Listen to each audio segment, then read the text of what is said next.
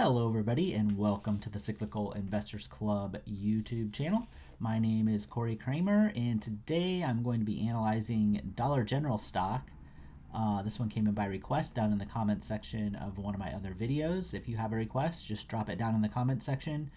I will get the ticker on the whiteboard behind me, and eventually I will make a YouTube video out of it. If it's a stock that's in the S&P 500 like Dollar General is, I post those on YouTube, and if it's not, I post those on Patreon, which is $5 a month. And if you join Patreon, you get a big discount to the Cyclical Investors Club service over on Seeking Alpha, which is my full service offering, and where I have all the spreadsheets that you see me using here. So basically all the videos that I've made here, you can look and see where everything stands in terms of whether things are buys, how close they are to becoming a buy, what metrics I'm looking at. All that stuff is there in one place, and then there's a chat room where you can ask me any questions that you might have. And then I also do updates, like regular updates about twice a month. And then if there's anything specific I feel like updating, I update that as well. Okay, so as usual, this is not individual investing advice. This is just how I analyze stocks, and I basically just share exactly what I think and what I follow and how I do things with my own money.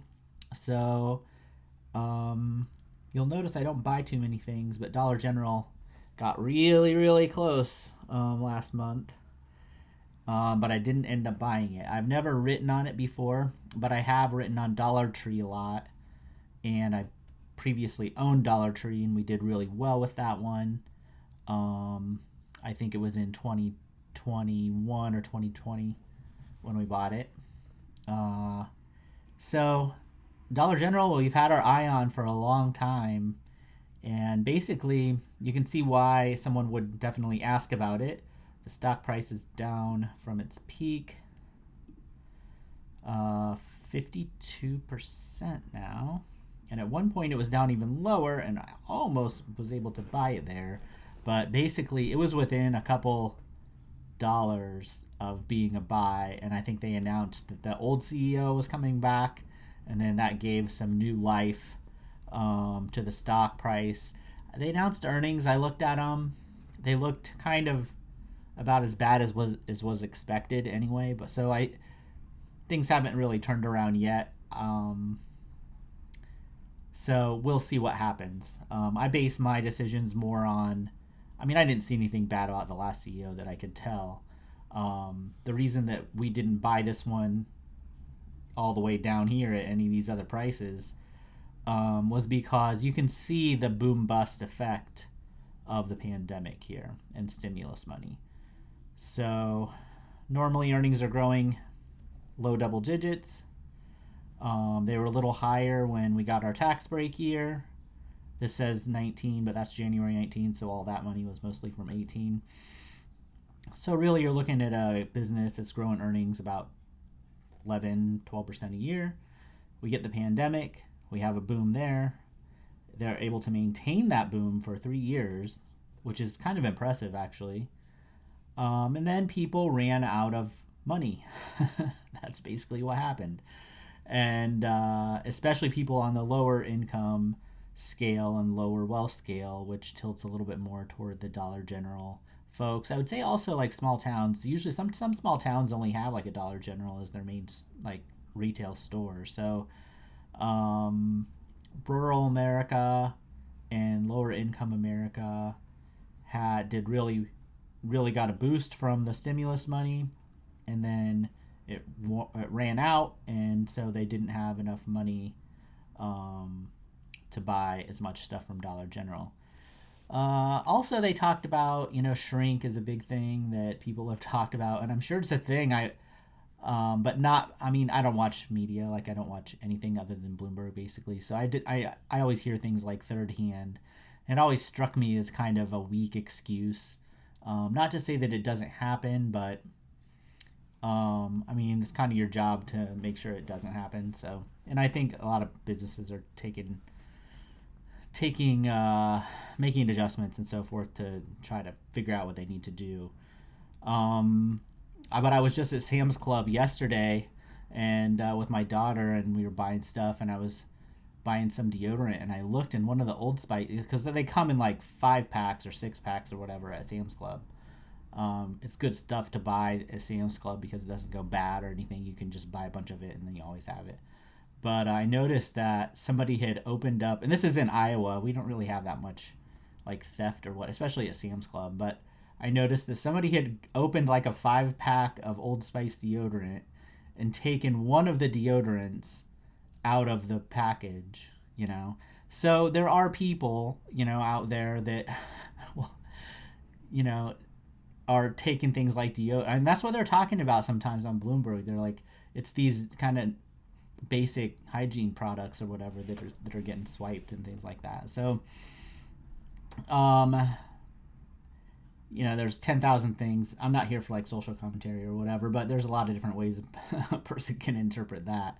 But so that's the first time I've really seen evidence of it here in the Midwest, you know, where I was just actually walking along. I never see anything like locked up around here or anything like that, but somebody really wanted that deodorant really bad. So probably the rest of us are happy that they got their deodorant. Okay, but back to Dollar General.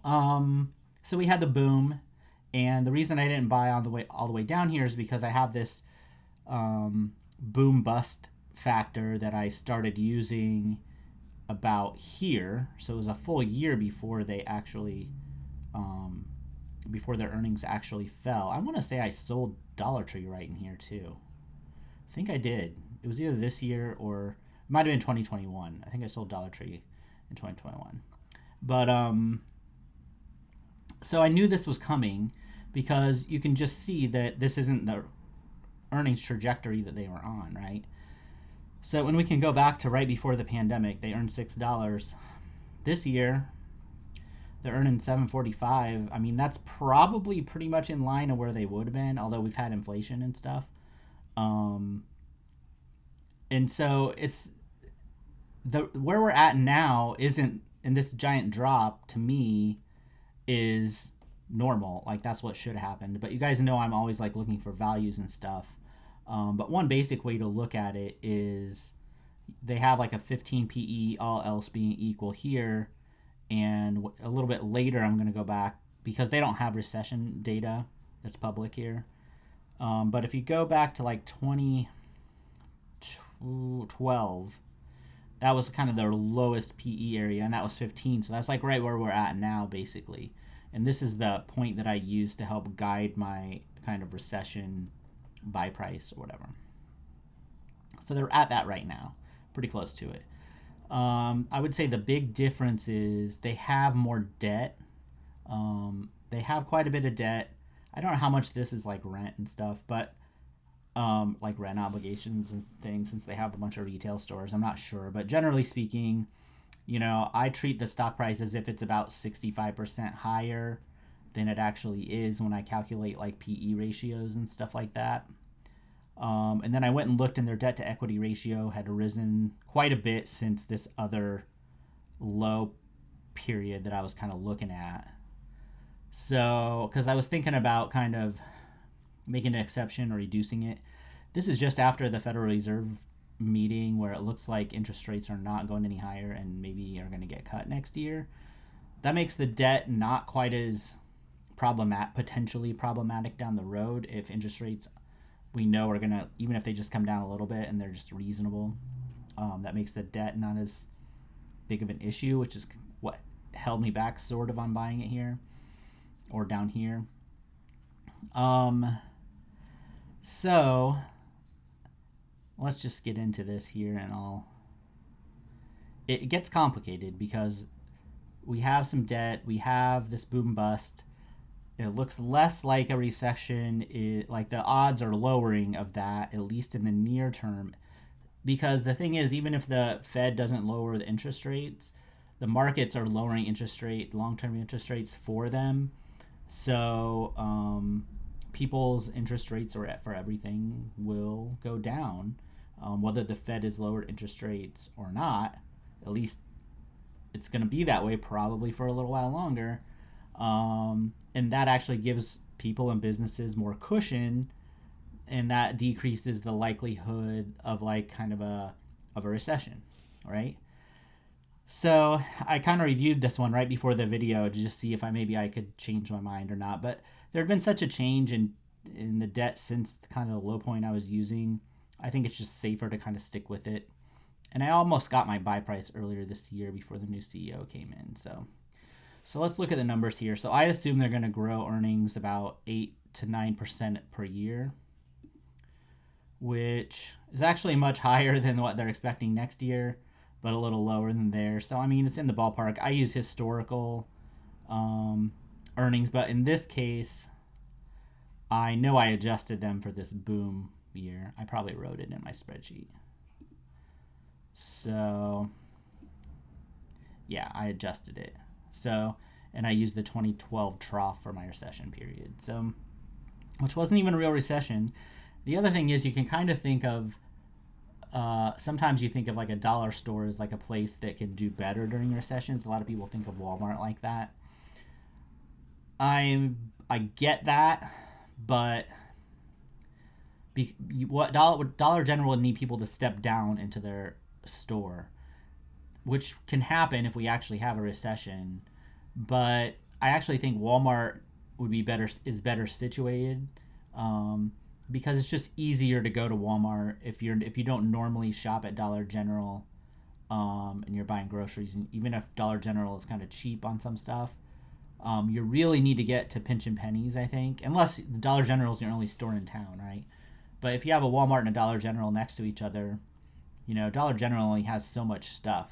And so if you're middle income or whatever and you're in a recession and times are tight, you're much more likely to move to Walmart than you are necessarily down to Dollar General, I think. So, and then everybody who's lower income usually has even less money, so there's just period less money to spend, and that's kind of what we're seeing now, because expenses have gone up on other things. Now we do have gas price coming down. I mean, there's a lot of things going on economically that's kind of hard to know exactly what will happen, but we've definitely seen a fall in their earnings. So I still have a recession, somewhat recession, like 2012 wasn't a recession, but that's the best I can do. So I'm looking at 8% growth. We're looking at a PE of about 16. But the thing is, when I adjust it for the debt, that earnings yield is going to go down. So instead of $130, I'm treating it like it's $218. And so that's a much lower earnings yield than 16 PE, which I think it'll be like a 65% difference, I think. I'm just going to look real quick.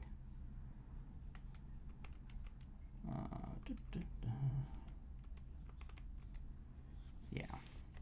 So we have a 3.41% earnings yield. So the way I like to think about this is, you earn $3 on a $100 investment, and that grows at 8%. And you see what you have at the end of 10 years, so $150. So when you do that calculation, you actually get a very poor CAGR of 4.55%.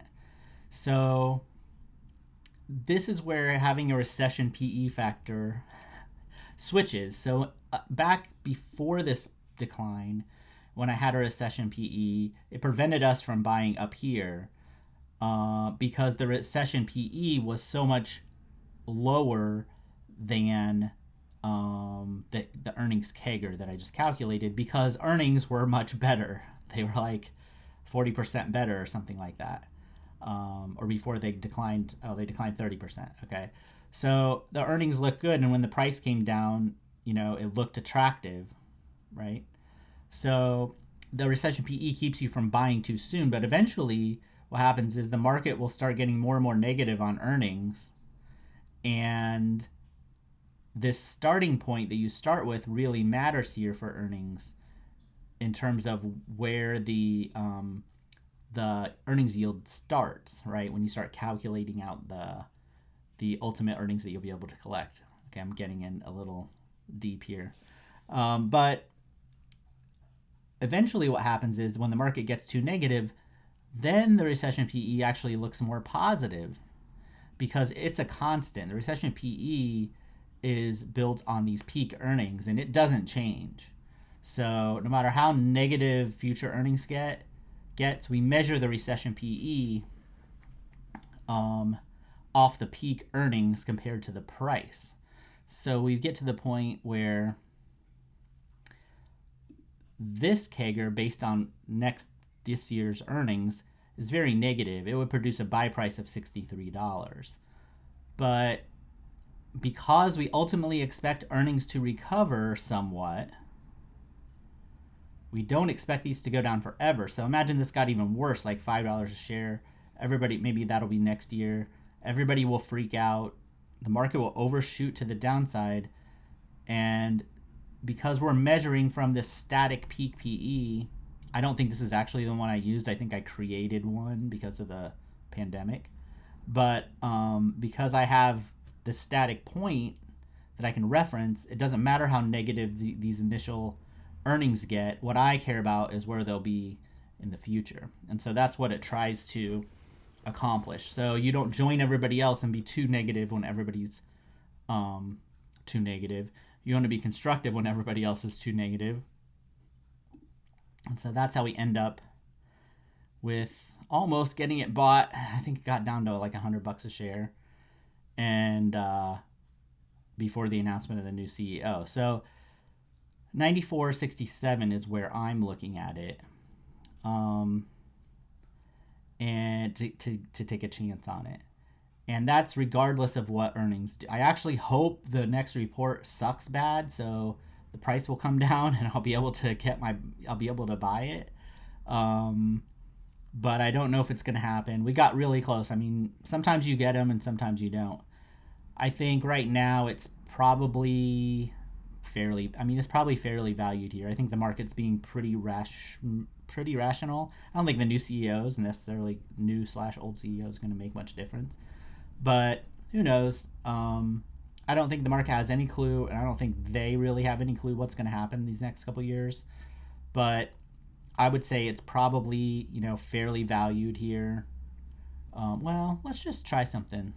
Let's see what the stock did from here until there. Okay, so you got a 15% CAGR over 1, 2, 3, 4 years. Okay, and now let's see. We'll run. Let's run 2 years before COVID, and then we can extrapolate out to see where we are now.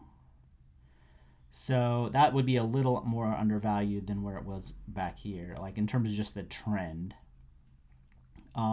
But we did have inflation, which inflated earnings. So, I don't know. It looks pretty fairly valued here, but it's not cheap. So if it fell another like 25%, I would take a shot at it.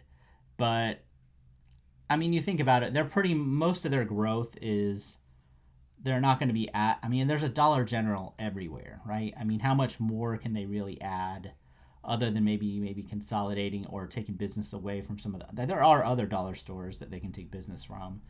But it's not like if you wait on this and you miss it, that you're missing on like some opportunity of a lifetime.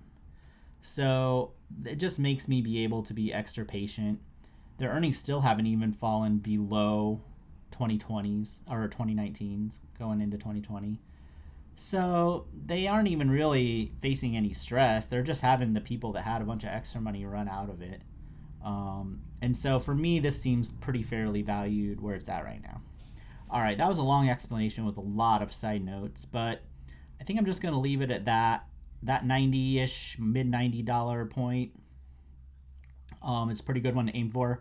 Also, if you wanted to if you think it's going to come down and test this 101, it would be fine to buy a little bit above that, just in case for technical reasons you think it might bounce off that. But I would try to get it at least a little bit cheaper, like 20% cheaper. That would at least give some margin of safety, which I think is probably a good idea. And it'll give you better returns if it does okay. I just don't get too excited when I can just get average returns. I want to get a margin of safety, and then on the bonuses, if you don't need the margin of safety, you usually get much better returns out of it. I wouldn't expect it to rocket back up to double what it's at now anytime soon. That is probably going to be a gradual process. Okay, thanks for watching. If you have a request, drop it down in the comments section. I'll see everybody later.